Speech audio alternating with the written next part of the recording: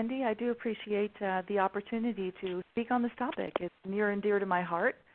And before we get started, I'd like to say that I'm going to address questions as we move along. So I think all of you might have had the Q&A box appear on the side of your screen when you logged in. If you could submit questions there in the Q&A box, that would be great. If you have comments or want to answer a question that I answer or that I ask, then there's also a chat box. If you open up the chat box, I'll just keep up with the rolling chats. But if you can put your questions in the Q&A box, then I won't lose it, and I'll make sure and address all the questions, either as we go along or at the very end. I'll get those questions addressed. So this session is called Making Teleworking and Virtual Teams Work. I'm going to offer 8 tips for managing those virtual teams. Okay. So, sorry, Wendy, the controls just suddenly stopped working. Okay, so with this session, what we're going to talk about is managing your virtual teams and your teleworkers, whether you're managing teams from a corporate office or from a home office. I created this presentation based on my experience. And at first I was managing virtual teams at a large corporate headquarters, so I had that corporate experience. And since 2000, after finding my company, I've been managing teams for my company. And I also worked with others who work remotely and virtually as well as I created this. So I'm bringing all the experience of us together now to present to you. In the future, I'm going to talk about how to successfully telework. So if you're the teleworker, how can you make teleworking work for you so that it's good for you and for your company or your organization? So how to be an effective teleworker will be a future session. Now, before we get started, let's talk about who are those virtual team members. What is a remote team, or what's a virtual team member? And the way I'm approaching this is these are your coworkers, your teammates, your vendors, your boss, your customer, those people who are located beyond your office complex. They could be across town or across the country, but those people who are away from your physical building. Now, I have seen a study where they found that coworkers who are located more than one floor apart, they may be in the same building, but they're at least a floor apart, that affects their communications as if they were virtual, which is shocking, right? So many of us work, and many of my clients are in large buildings or corporate campuses with multiple buildings, and just the fact that you can be one floor apart and have the same effect as working virtually means that these tips that I'm going to present today you might find helpful. So they're going to apply to you as well, even if you don't think you're on a virtual team. So great, yeah, so you're a teleworker, perfect. Now stats, so stats will show, sorry, okay, I'm having trouble getting this moved, Wendy. So statistics on the virtual team, statistics show that, or I saw one stat on the 2018 trends in high-performance global virtual teams, and it found that 89% of respondents work on at least one virtual team, and 27% of people work on at least 4 virtual teams. Now that's a huge number. Most people admitted, at least 88% reported that they found this to be critical to their productivity. They thought it was very handy and very helpful to be on that virtual team, but that's a lot. I've seen some reports show that 1 in 5 people work on virtual teams, and here they're saying that 89% of people do. So, how many virtual teams do you work on, and do you find them to be effective? So if you want to chat that in, go ahead and share that with us.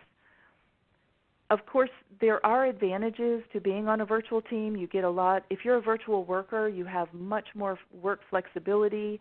You have a little more individual control of your schedule, maybe more so than you do in an office. And actually, according to the University of North Carolina, their research, they found that there's a 10% to 43% increase in productivity. So not only does it help you personally, but there's also an increase in productivity to the organization. On top of that, there's cost savings that sometimes are more than the real estate costs found with allowing for virtual work. So the positive effects just compound. Okay, so let's see. Yeah, I'm a teleworker. All my teams are virtual. U.S. and global. Okay, good. Yeah, so we got a number of virtual workers here. Now, of course, there are team challenges when you're working on a virtual team, everything from physical distance and time zone, but of course, other things like lack of trust, lack of social interaction, poorer communications. It's harder to communicate well. But the bottom line is that virtual teams are very effective, and those who are able to, they're good at maintaining those social bonds while they're getting work done. So they're able to keep that social feel that we need as people, as humans, while we're getting our work in order to work effectively. So let's talk about the virtual transition. Now, I started off in an office. I was at a large organization working in headquarters in an office, a co-located office with my team right there. And I was an effective manager. I got good performance reviews. People wanted to be on my team.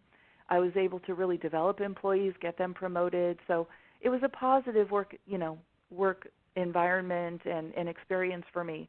And so when I could transition to a virtual environment, I thought, well, hey, I can do this easily. I should be able to transition from being an in-office manager with a physical team to being a virtual team member or team manager because, hey, I'm doing it already and I'm good at it, right?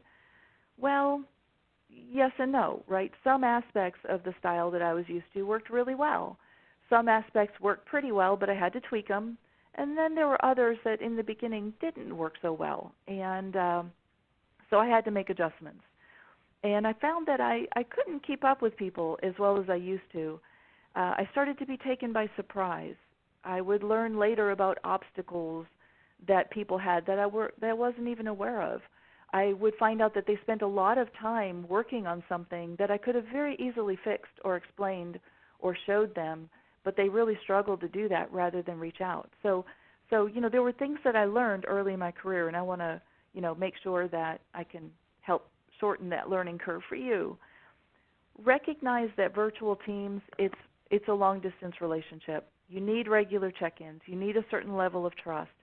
Normally, in a regular office environment, we need to earn a coworker's trust. But with virtual teams, they require that you actually start off with a fair amount of trust. We have to trust that our coworkers or whoever it is that's virtual will do their job and will do it well, whether they're at home, whether they're at a coffee shop, whether they're across town or across the country.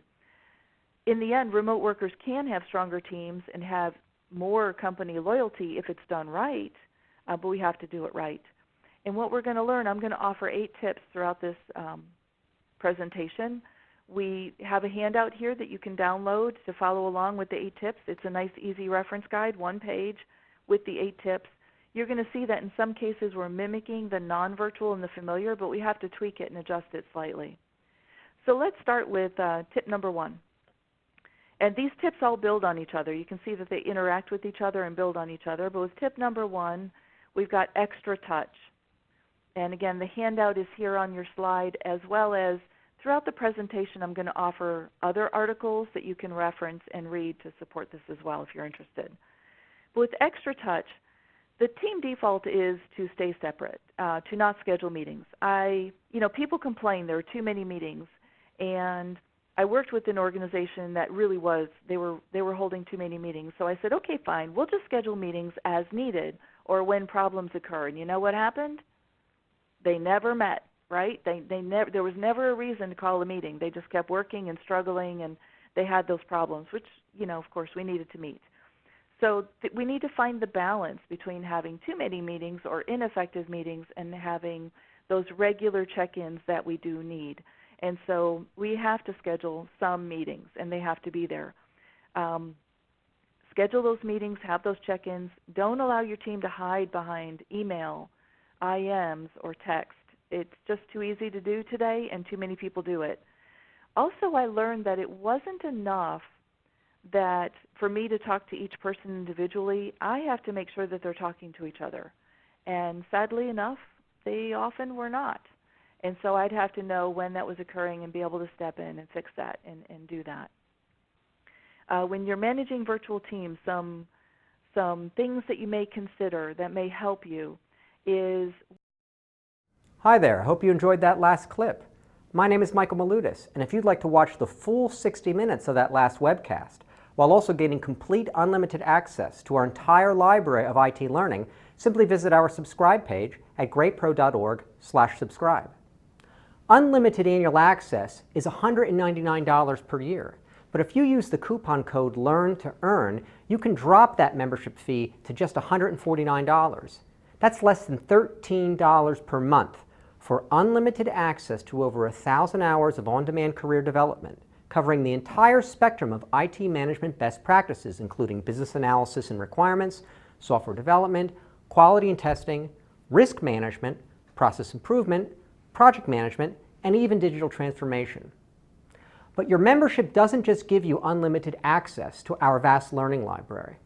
You also get free access to our mobile app, as well as direct access to our network of over 300 of the world's leading IT consultants, all of whom are dedicated to putting practical knowledge at your fingertips so that you can learn more and earn more. I hope you will join me in becoming a member of the Great IT Professional and advancing your career with us.